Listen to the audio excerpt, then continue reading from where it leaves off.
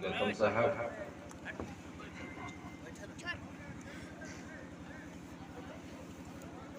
आप सबके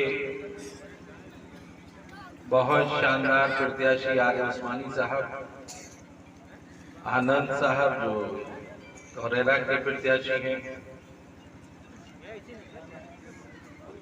मंच पर बैठे सभी पदाधिकारी, मुअज़्ज़िज़ लोग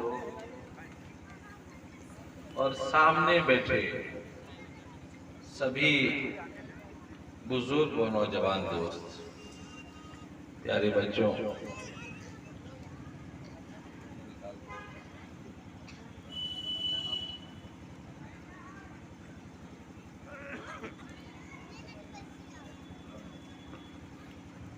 सामने वो लोग बैठे हैं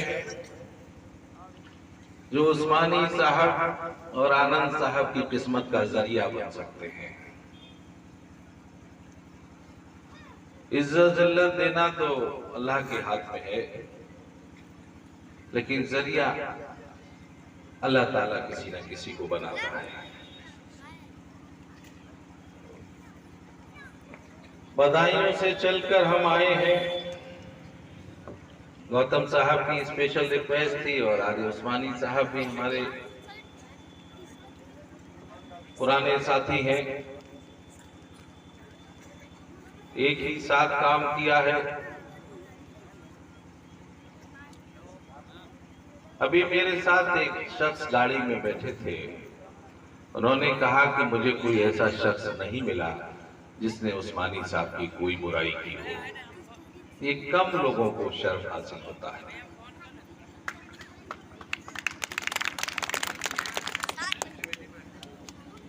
मैं मंत्री भी रहा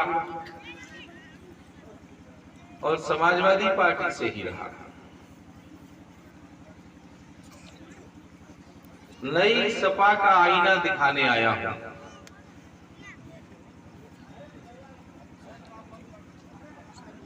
मुसलमानों, जिस सपा को तुम जानते थे, आज ये नई सपा वो नहीं है। बहुत फर्क है।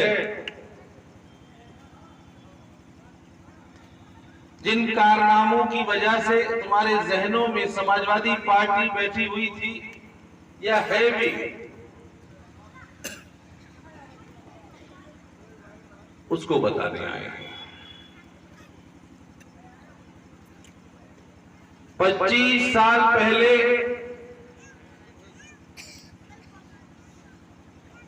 एक क्षेत्रीय पार्टी बनी, साइकिल निशान था और एक पहिया मुलायम सिंह यादव जी का हुआ करता था और दूसरा पहिया आजम खान साहब का होता था। होता था कि नहीं होता था? होता था। देखो आज एक पहिया घर में कैद है और दूसरा पहिया जेल में कैद है। मुझे लगता है मेरी बात समझ में आ गई होगी। मुलायम सिंह जी को घर में कैद कर दिया गया और आजम खान साहब को जेल में कैद कर दिया गया। और एक ऐसे शख्स भी थे जिन्होंने पार्टी बनाने में बहुत मेहनत की थी, उनके बेटे को भी टिकट नहीं दिया गया। जाहिर सी बात है कि एक सवाल आपके दिलो दिमाग में आएगा कि हम इतने वक्त समाजवादी में रहे, तो कोई वजह और क्या वजह होगी जो हम नई सपा के खिलाफ निकले। मैंने पुरानी सपा का जिक्र कर दिया। मैं पूरे उत्तर प्रदेश कुमारी बहन मायावती जी के प्रत्याशियों के समर्थन में निकला हूं, बिना लालच के निकला हूं। मेरे पास कोई ओहदा भी नहीं है, लेकिन मुझे लगता है कि आज दलित और मुसलमानों को एक होने की बहुत सख्त जरूरत है।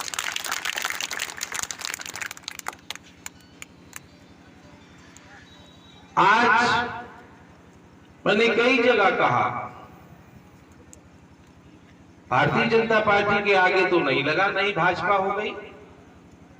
कांग्रेस के आगे भी नहीं लगा कि नई कांग्रेस हो गई। बहुजन समाज के आगे भी ये नहीं लगा कि नई बीएसपी हो गई। मेरा सवाल है कि आखिर समाजवादी पार्टी को 25 साल के बाद ये कौन सी जरूरत पड़ गई कि उन्हें लिखना पड़ा कि ये नई सपा है? सवाल है कि नहीं है? ये नई सपा क्यों है और क्यों बनी, मैं बताता हूं। सुनील सिंह जैसा शख्स जो हिंदू वाहिनी का प्रदेश अध्यक्ष था, गोरखपुर का रहने वाला, योगी जी का साथी, जिसने अपने बयान में ये कहा हो कि मुसलमानों की बेटियों से कब्र से निकाल के इनके साथ बलात्कार करो, ऐसा सुनील सिंह आज नई सपा के नेताओं के बराबर बैठता है। ये है नई सपा। और दूसरा, अभी मुझे एक साथी मिले जो सीओ के एग्जाम जिन्होंने दिया, मुसलमानों को सिपाही की नौकरी मिलना बहुत मुश्किल है, दरोगा की उससे भी मुश्किल है, और कोतवाल बन जाए तो क्या कहने।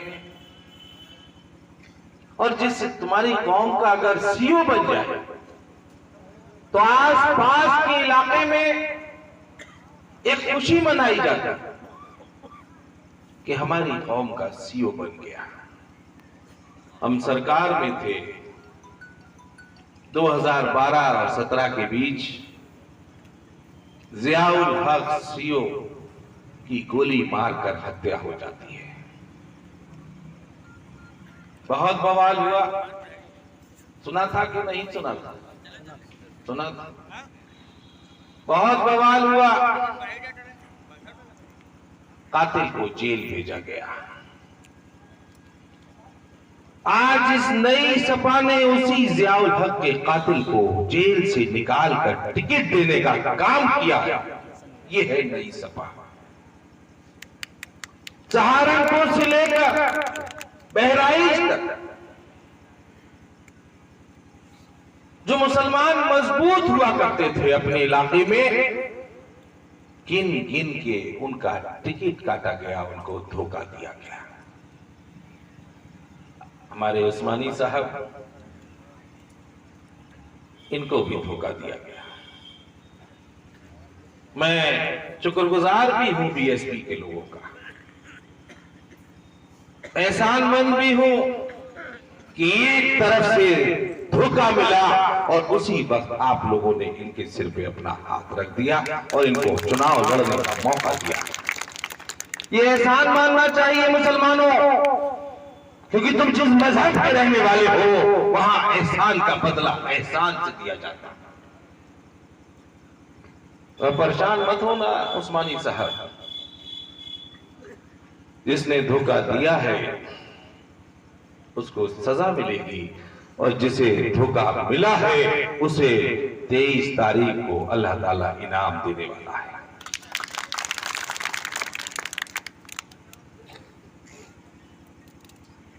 ये सच है कि उस्मानी साहब का एक लंबा रिश्ता समाजवादी पार्टी से रहा।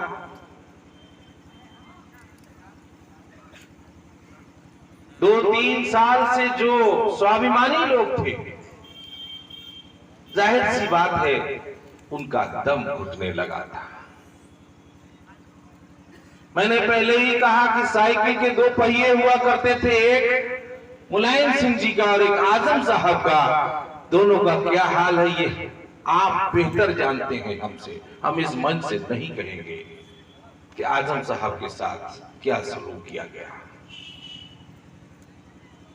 और जब तुम्हारे मुसलमान नेताओं को, जो तुम्हारी आवाज उठा सकते थे,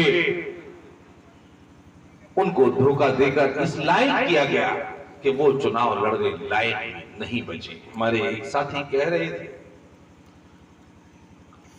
कि देखिए कमाल की बात, पहले सेमीफाइनल में मुसलमान को हराते हैं,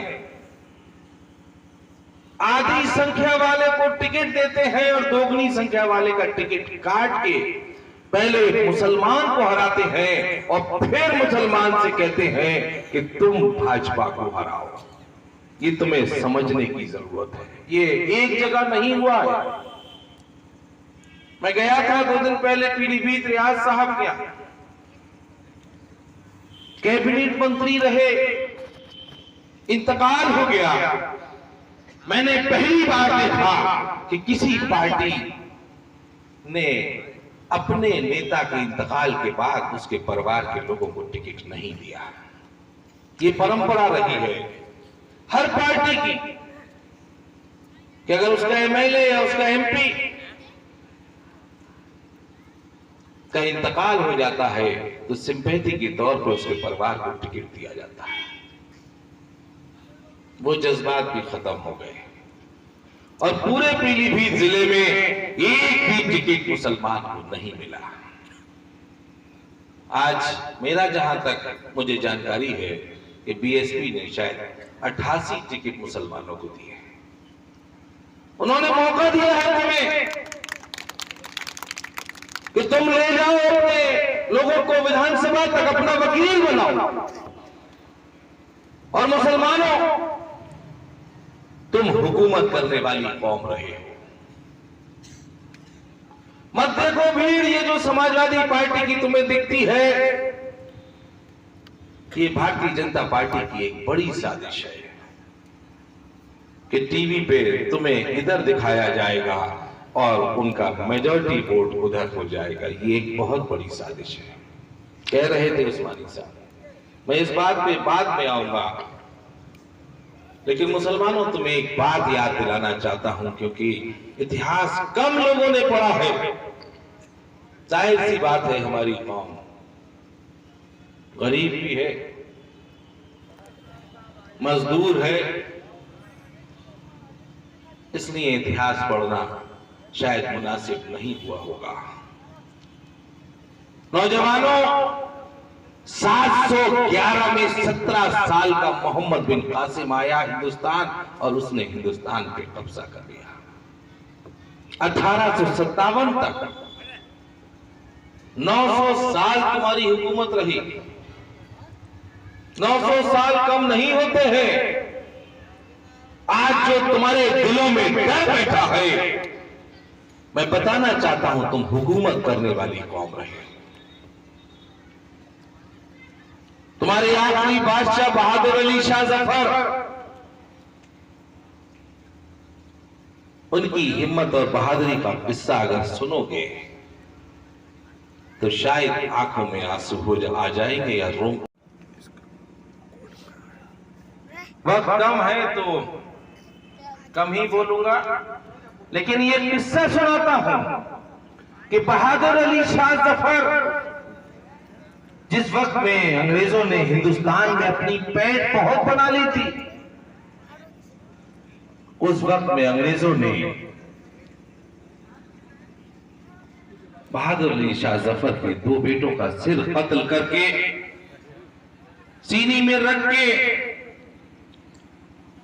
उस पे कपड़ा ढककर बादशाह को तोहफे के रूप में भेजा और कहा कि कहना कि बादशाह साहब को ये हमारा तोहफा है। जब उस तोहफे को लेकर पहुंचे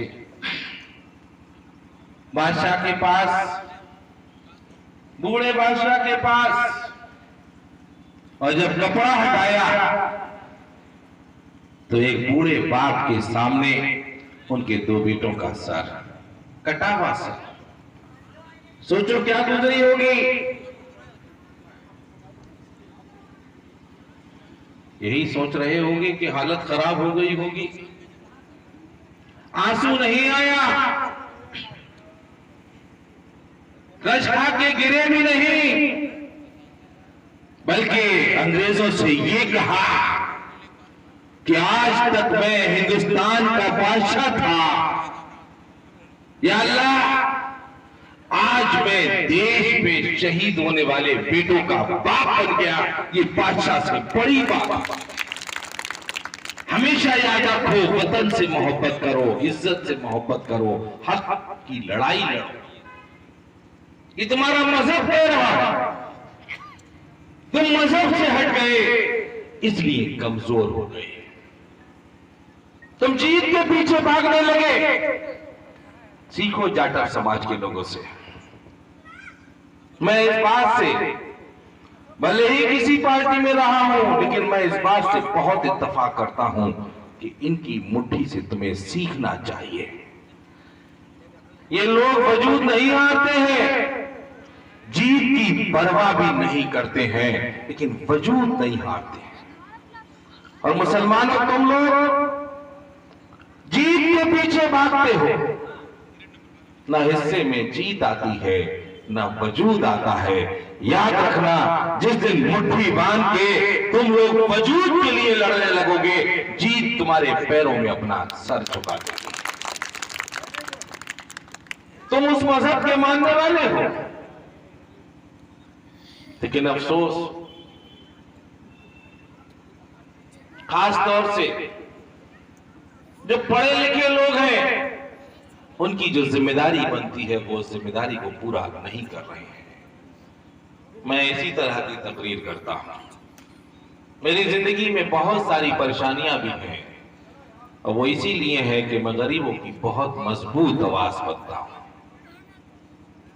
तुम भीड़ में से कोई ये जानता है कि 2012 के समाजवादी पार्टी के मैनिफेस्टो में, मैं उन लोगों से पूछ रहा हूं जो समाजवादी का जिक्र कर रहे हैं, बताओ मुझे कि समाजवादी पार्टी के 2012 के मैनिफेस्टो में मुसलमानों के लिए क्या कहा गया था? ये एक आदमी को बताओ तुम लोग, है किसी को मालूम? क्या ये अफसोस की बात नहीं है कि 900 साल हुकूमत करने वाली कौम को यह भी नहीं पता कि 2012 में तुमसे वायदा क्या किया गया? हम बताते हैं, कहा था कि 18% आरक्षण देंगे। उस्मानी साहब कहा गया था कि नहीं कहा गया? मैनिफेस्टो उठा के देखो, फेसबुक चलाने वाले नौजवानों, निकालो 2012 का मैनिफेस्टो, उसमें लिखा था कि 18% आरक्षण देंगे। नहीं पूछा तुमने 17 में? एक बाप अगर अपने बेटे को 100 रुपए भी देता है, आनंद साहब, तो वो रात को हिसाब पूछता है उससे कि खर्च कैसे किए। और तुम वोट को, जो तुम्हारे 5 साल का मुस्तकबिल तय करता है, तुम वोट देने वाले से हिसाब नहीं पूछते हो। लेकिन अल्लाह नियत के करीब है, नियत में खोट थी। तुम्हें नहीं पता था वोट किस वायदे पे दे रहे हो। एक घोषणा पत्र जारी होता है, उसमें वायदे किए जाते हैं। तुम्हें जब यही नहीं मालूम कि वायदा क्या किया था, और फिर तुमने 17 में वोट दे दिया, तुम्हें भले ही ना पता हो, लेकिन 47 सीटों पर रुक गई समाजवादी पार्टी। चलो आज पूछता हूं मुसलमान भाइयों से जो पढ़े लिखे हैं, बताओ मुसलमानों के लिए मैनिफेस्टो में क्या जिक्र है? जब उन्होंने आरक्षण के कल लिखा था और पूरा नहीं किया वायदा, और तुमने पूछा नहीं, तो इस 2022 के मैनिफेस्टो में मुसलमानों तुम्हारे लिए उन्होंने कुछ लिखा भी नहीं है, लिखना भी मुनासिब नहीं समझा है। देखो उठा के मैनिफेस्टो, उन्होंने लिखा है कि तुम्हें कारीगरों को 18,000 रुपए सालाना देंगे। आज तुम्हारी हैसियत और औकात ये है। तुम्हें डेंटर बनाना चाहते हैं, पेंटर बनाना चाहते हैं, तुम्हें कारीगर बनाना चाहते हैं, और फिर कहते हैं कि भारतीय जनता पार्टी को हराना है तो हमें वोट दे दो। भीड़ दिखाते हैं, भारतीय जनता पार्टी ने टीवी उनके लिए मैनेज कर रखे। और बताता हूं मुसलमानों, अक्सरियत, भीड़ तुम्हारा मजहब नहीं कह रहा है कि ये सच्चाई का सबूत है। हक पे लड़ो, हक की लड़ाई लड़ो, गिनती मत देखो। जंगे बदर जिनकी उम्मत में हम हैं, जिनके पैरों की धूल हम हैं, 313 याद करो जंगे बदर। मालूम है किसी को कि जंगे बदर में क्या हुआ था? मौलाना साहब सिर हिला रहे हैं, बहुत अफसोस तुम्हें पता भी नहीं। हुजूर की जंग थी और उनके साथ 313 थे और सामने एक बड़ा लश्कर था, घोड़े, हाथी, तलवारें, ढाले, और तुम्हारे हुजूर के साथ कुल 313। कितने? 313। सजदा किया और कहा कि या अल्लाह, अगर आज ये 313 शहीद हो गए तो तेरा नाम लेवा कोई नहीं बचेगा। मैं इसलिए कह रहा हूं कि ये संख्या 3 दिन में निंघासन सीट और धोरेरा सीट का की किस्मत बदलने में पूरी तरह से तुम लोग कामयाब हो जाओगे। अगर ये किस्सा याद करोगे कि 313 बहुत है, उसूल पे हो तुम्हारी नीयत ठीक होगी तो अल्लाह और भगवान तुम्हारा साथ देगा। बताओ हमारी बात गलत है? समझ में आई कि नहीं आई? इस भीड़ पे मत जाना। और शिकवा तुम्हें समाजवादी पार्टी से ही होना चाहिए, क्योंकि अक्सरियत में तुमने 25 साल में उन्हीं को वोट दिया है ज्यादातर। दूसरी पार्टी से शिकवा करने के तुम जब हकदार होगे जब तुम उस पार्टी को मजबूती से वोट दोगे, क्योंकि लखनऊ में चुनाव के बाद सब पता चल जाता है कि किस कौम ने किस पार्टी को वोट दिया। बताओ, क्या डॉक्टर नहीं बदलते? अगर तुम्हारा बीमार ठीक ना हो, नहीं बदलते? कब तक लकीर के फकीर बने रहोगे? जब तुम्हारी कौम के लिए आरक्षण नहीं दिया, जब तुम्हारी कौम के मजबूत नेताओं को टिकट नहीं दिया, जब तुम्हें धोखा दिया, तो बताओ क्या डॉक्टर नहीं बदलोगे? उत्तर प्रदेश का सीएम नहीं बदलोगे? हम भी बदलना चाहते हैं योगी जी को, लेकिन इतनी जगह मैं घूम के आ रहा हूं,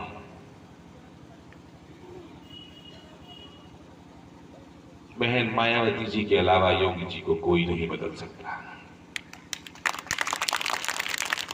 ये सच्चाई है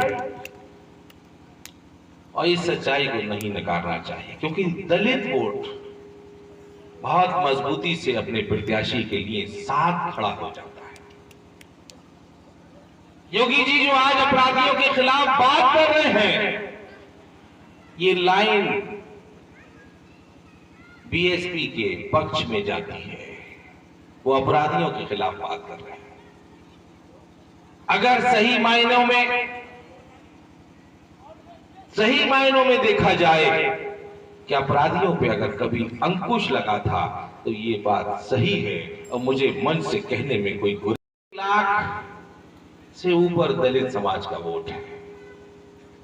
तुम 1,85,000 होते हो निकासन सीट पे।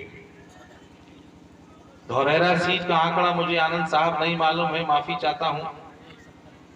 170 दोनों मिला के 170 है। ये दोनों सीटें तुम्हारे हाथ में हैं। अगर तुम मुट्ठी बन गए तो उस्मानी साहब और आनंद साहब तुम्हारे इलाके की खिदमत करने के लिए विधानसभा में पहुंच जाएंगे। दलित समाज के रामजी गौतम साहब आए हैं। मैं जानता हूं कि ये 2 लफ्ज भी अगर कहेंगे तो इनकी बिरादरी इनके साथ खड़ी रहेगी। क्या हमारा बदायूं से आना 6 घंटे का सफर, हमारे जज्बात की तुम लोग कदर करोगे कि नहीं करोगे, या हमें जलील कराओगे? तय कर लो, करोगे कि नहीं करोगे? हमारी बात समझ में आई कि नहीं आई? तो हाथ उठा के कहो कि हम उस्मानी साहब को और आनंद साहब को इस 3 दिन में वोट के साथ साथ वर्कर बन के, साथी बन के इनको जिताने का काम करेंगे। इसी के साथ हम अपनी बात खत्म करते हैं। बहुत